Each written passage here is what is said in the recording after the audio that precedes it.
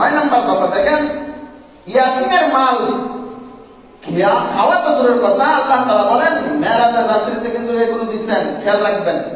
বলতে আপনার উম্মতদেরকে বলবেন এতিমের মালের ধারে কাছেও না যায়।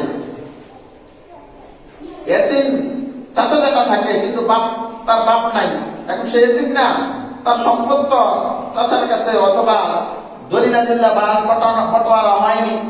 তো এই জন্য আল্লাহ তাআলা বললেন যে এতিমের মালের ধারে কাছেও যাইতে না করবেন।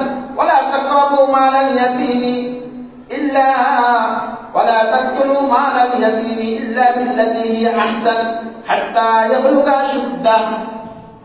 এতিমের মালের ধারে কাছেও তোমরা যাইবে না, তবে যদি এই এতিম তার ভবিষ্যতের চিন্তা করে, যদি তার কি বলে চাচা জ্যাঠারা অথবা তার আত্মীয় স্বজনরা মাল সম্পদ বর্ধন করার জন্য, বৃদ্ধি করার জন্য যদি চায়, তাহলে ধারে কাছে যে সেটাকে তাসাররুফ করে, হস্তক্ষেপ করে মাল বৃদ্ধির জন্য তার কল্যাণকামী হয়ে তখন তার ধারে কাছে যাইতে পারবে, মাল তাসাররুফ করতে পারবে। 10 নম্বর যে দফা হলো সেটা হলো অঙ্গীকার পূরণ করতে বলবেন। আপনার এই উম্মতদেরকে জমিনের মধ্যে গিয়ে অঙ্গীকার পূরণ করতে বলবেন।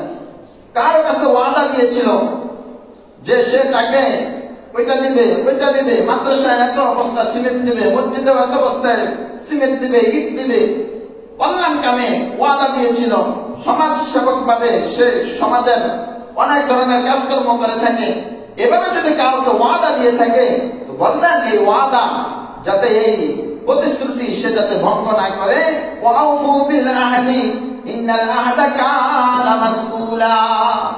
এই অঙ্গীকার যাতে আপনার উম্মতরা পুরা করে, কারণ এই অঙ্গীকার সম্পর্কে আপনার উম্মতদেরকে জিজ্ঞাসা করা হবে যে তোমরা ঠিক মতো এই যে অমুকের সাথে যে অঙ্গীকারটা করেছিলাম, যে প্রতিশ্রুতিটা দিয়েছিলাম, এটা তোমরা পুরা করছিলে কিনা, এভাবে জিজ্ঞাসা